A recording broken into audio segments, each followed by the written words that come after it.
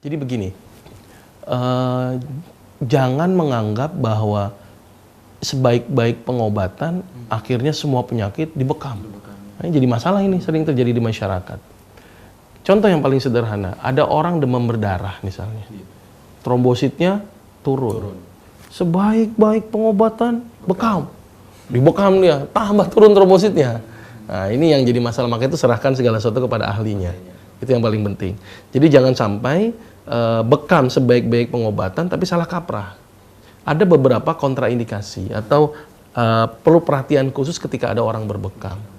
Sebagai contoh adalah orang yang kulitnya jelek, misalnya orang yang udah tua, keriput, gitu, dibekam, tidak elastis ini, rusak dan bisa menyebabkan kerusakan yang permanen dan sembuhnya cukup lama.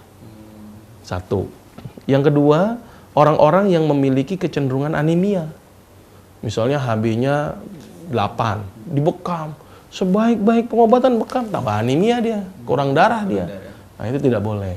Terus kemudian daerah-daerah yang mengalami neuropati, misalnya pada orang-orang diabetes, itu kan sering kakinya itu semutan terus, itu namanya neuropati.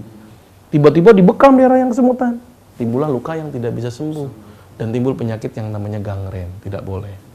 Terus hipotensi, tensinya rendah. Ya, harusnya tensinya misalnya normal, tiba-tiba rendah di bawah 90, dibekam, tambah drop. Jadi tidak boleh untuk orang-orang yang darah rendah. Bedain antara rendah dan kurang darah.